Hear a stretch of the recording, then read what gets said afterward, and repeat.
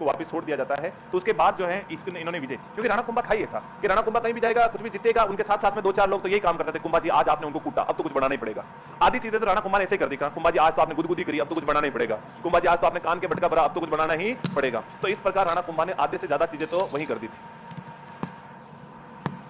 तो मालवा विजय हुई थी। मालवा विजय अपने किस किले के ऊपर? विजय स्तंभ के निर्माण मालवा विजय के उपलक्ष्य में। अच्छा, कितने मंजिला बना हुआ ये मंजिले बताओ देखिए। 9। और इसकी ऊंचाई तुम्हें कितनी दिख रही? ऊंचाई 122 फीट। इसमें तुम्हें कितनी सीढ़ियां दिख रही? सीढ़ियां 157 अंदर अंदर है, सीढ़ियां यूं अंदर अंदर है, यूं जाते हैं ना पर इसके अंदर। अच्छा, कौन कौन इसके अंदर गया हुआ है? 2022 में इसका थोड़ा निर्माण कार्य करवाया गया था, इसलिए उसको कुछ समय के लिए बंद किया गया था, 2 साल के लिए, अब वापस खोल दिया गया। अच्छा, इसके अंदर घूम करके आए थे, क्या मजा आया था तुम्हें? हाँ, अब तो खोल दिया, नहीं खोला अभी तक। 2 साल के लिए इसका कुछ निर्माण कार्य करवाया था, इसलिए खोल बंद किया। हाँ जी, देखो इसके अंदर अगर आप जाओगे तो आपको कुछ भी देखने को नहीं मिलेगा। अगर मैं कहूं कि ये विजय स्तंभ जितना बाहर से सुंदर दिखता है, अंदर से ऐसा कुछ भी नहीं है, केवल अंधेरा अंधेरा और छोटी छोटी वो लाइटें बल्ब टाइप लगा रखी है, बस सीढ़ियों में चढ़ते जाओ चढ़ते जाओ चढ़ते जाओ, 9वीं मंजिल पे गए। आगे कहां क्या है? कुछ नहीं, 2 पाटे लग रहे हैं जिनका नाम है कीर्ति स्तंभ प्रशस्ति। देख लो इनको, देख लिया, ऊपर से एक आधी फोटो ले लो और वापस नीचे चले जाओ। कुछ भी नहीं है यहाँ पर, केवल 2 ही चीजों के टिकट लगते हैं चित्तौड़ के किले में, 3 चीजों के, जिसमें से देखने लायक केवल एक ही चीज है और उसका नाम है फतेह प्रकाश संग्रहालय। आप जब भी कोई चित्तौड़ के किले में घूमने जाओ, मैं आपको पहले बता दूं, चित्तौड़ के किले में आपको टिकट लेने की जरूरत नहीं है। ना तो आपको विजय स्तंभ के अंदर जाना है, ना आपको रानी पद्मिनी महल देखना है, क्योंकि रानी पद्मिनी महल के अंदर कुछ नहीं है। जैसे ही आपको बाहर से दिखाया जाता है एक बड़ा सा गेट बना हुआ है, पार्क टाइप, अपने को लगता है हाँ यार इतनी सुंदर रानी पद्मिनी, जो पानी पीती जो गले से दिखता, और जो पोए खाती वो भी गले से, वो देख पोए जा रहे, नमकीन जा रही, साथ में एप्पल खा रही तो वो गया गया एप्पल गया एप्पल गया एप्पल गया, हर चीज दिखता था। ऐसी सुंदर रानी कहाँ रहती होगी, एक बार तो जाके देख के आते हैं, ऐसा मन में विचार आता है ना। तो राणा कुंभा जो है अपने वो जो इतनी सुंदर रानी थी, उस रानी सुंदर रानी का महल देखने के लिए हमारे मन में विचार आता है, तो अपन चले जाते हैं टिकट लेकर के। अब जब उसके अंदर जाते हैं तो फिर वो चलते जाओ, सामने गए ऐसे कमरे बने हुए जिनके ऊपर टिन शेड वगैरह, छत वगैरह कुछ भी नहीं है, ये चौड़ी चौड़ी दीवारें, और वहां जाके गाइड बताते हैं कि यहाँ रानी पद्मिनी की दासी रहती थी, यहाँ पर वो दासी रहती थी, यहाँ दासी रहती थी। अरे ये तो सब ठीक है, रानी पद्मिनी कहाँ रहती थी? फिर वो बताते थे, वो देखो वो सामने वो तालाब में जो महल दिख रहा है वो रानी पद्मिनी का महल है। तो फिर हम क्या देखना है? बस तुम दूर से वही देखने आए हैं, जितना हम बाहर से दिखते हैं उतना ही वो वहां से, क्योंकि रानी पद्मिनी जी का जो मेन महल है उसको लॉक कर रखा है, बड़ा सा ताला लगा हुआ है, और पद्मावत मूवी के बाद तो वहां पर जाना आना पूर्णतः बैन हो चुका है। तो आप रानी पद्मिनी जी का मेन कक्ष तो कोई नहीं देख सकता है, देखने भी नहीं देते हैं। वो जो उनकी दासियों के महल है वही देखने के लिए, और उसका टिकट लगता है। कारण ये है ना कि रानी पद्मिनी जी इतनी सुंदर थी, तो लोगों के मन में यही विचार रहता है कि इतनी सुंदर रानी रहती कहां पर, देख कर तो आएंगे।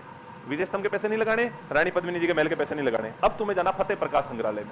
उसमें हमारे हल्दीघाटी युद्ध की कुछ सामग्रियां पड़ी हुई हैं, उसके अंदर बहुत सारी चीजें दर्शनीय चीजें हैं, उसमें बहुत सारे सामग्री, हथियार, औजार, बहुत सारे पुराने कवच वगैरह, बहुत सारी चीजें देखने को मिलती है। कुछ ऐतिहासिक जानकारियां वहां पर लिखी हुई है, उसको जरूर देख सकते हो, फतेह प्रकाश संग्रहालय। इसको बाहर से ही देखना है विजय स्तंभ। विजय स्तंभ की चौड़ाई की बात करें तो विजय स्तंभ की जो चौड़ाई है, इनकी चौड़ाई कितनी है? तो 30 फीट चौड़ा है विजय स्तंभ, और डमरू की आकृति का 157 फीट ऊंचा है, 9 मंजिला है। ये जो तीसरी मंजिल है, यहाँ पर अल्लाह लिखा हुआ है, अल्लाह लिखा है, और कितनी बार लिखा है? 9 बार। तो सर राणा कुंभा का क्या लेना देना अल्लाह से? कुंभा ने नहीं लिखवाया, कुंभा ने तो इसका निर्माण किया था बाद में, जब आक्रमणकारी थे, जैसे बाद में जो भी आक्रमणकारी, खूब सारे आक्रांता हुए थे राणा कुंभा के बाद भी, तो उन आक्रांताओं ने, जैसे अकबर आया था, जैसे बहादुर शाह आया था, जो भी आक्रांता थे बाद में, उन्होंने किसी ने 9 बार अल्लाह लिखवाया। तो 5वीं मंजिल है, इसके ऊपर इसके वास्तुकारों के नाम, वास्तुकारों के नाम है, जैसे इसका निर्माण किया था जेता, नापा, पोमा, पुंजा, देवा, जो भी इसके शिल्पी वास्तुकार थे, उनके नाम हमें 5वीं मंजिल पे देखने को मिलते हैं। 8वीं मंजिल की बात करें तो यहां कोई मूर्ति नहीं है, 8वीं मंजिल के ऊपर एक भी मूर्ति नहीं है, पूरी की पूरी जो मंजिल है वो उसके ऊपर केवल पत्थरों से डिजाइन बनी हुई, मूर्ति नहीं लगी हुई, बाकी हर मंजिल के ऊपर मूर्ति, 8वीं पर कोई मूर्ति नहीं है। 9वीं मंजिल जो है इसके ऊपर बिजली गिर गई थी, और बिजली गिरने से इसका स्वरूप बिगड़ गया। अब स्वरूप बिगड़ गया तो बताओ, स्वरूप सुधारना पड़ेगा वापस, और 9वीं मंजिल का स्वरूप वापस किसने सुधार दिया था? स्वरूप सिंह ने, यानी कि इसका स्वरूप बिगड़ गया, स्वरूप किसने सुधार दिया? स्वरूप सिंह ने इसका स्वरूप सुधार दिया था। और इसी 9वीं मंजिल के ऊपर 2 भाटे लगे हुए हैं, जिनका नाम क्या है? कीर्ति स्तंभ प्रशस्ति, इनके भाटे लगे हुए हैं। अच्छा, और देखो अपने इसके उपनाम, विजय स्तंभ के उपनाम क्या है? एक तो इसे कहते हैं विक्ट्री टावर, एक तो इसे क्या कहते हैं अपने? विक्ट्री टावर, एक इसे कहते हैं विष्णु ध्वज, विष्णु ध्वज, एक इसे कहते हैं मूर्तियों का अजायब घर, मूर्तियों का अजायब घर। प्यारे साथियों, मूर्तियों का अजायब घर किस मंदिर को कहते हैं? तो अपने किराड़ू के मंदिरों को कहते हैं मूर्तियों का अजायब घर, और सॉरी, मूर्तियों का खजाना, मूर्तियों का खजाना कहते हैं किराड़ू को, और मूर्तियों का अजायब घर किसको कहते हैं? तो अपने विजय स्तंभ को कहते हैं मूर्तियों का अजायब घर, विष्णु ध्वज, विक्ट्री टावर, और क्या कहते हैं इसे?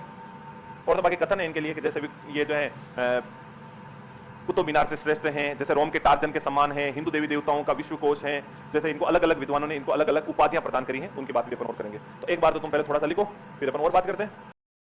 कला जी कर दो ना, कला जी कर दो, जयमल राठौड़ है, फत्ता जी है,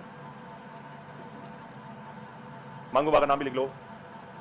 हाँ मांगूबा थे ना, मांगूलाल, दलपत सिंह, कुछ भी लिख लो, 15-20-30 नाम लिख लो, किस किस को पता है, कुछ भी लिखा सकते हैं ना।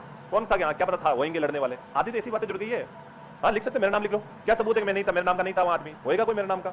आधी हिस्ट्री तो ऐसे ही बढ़ा दी है, ऐसे अपने हिसाब से। मैं पहले जब पढ़ते थे तब मैं पढ़ते थे कि महाराणा प्रताप की तरफ सेना का नेतृत्व, हाकिम का सूरीन, 1-2 नाम मिलते थे। आजकल पढ़ाने वाले मास्टर 20-20 नाम लिखा देते हैं, क्या फर्क पड़ता है। नहीं होंगे तो अपने हिसाब से 2-4 नाम तो अपने हिसाब से लिखा देते हैं, क्या फर्क पड़ता है।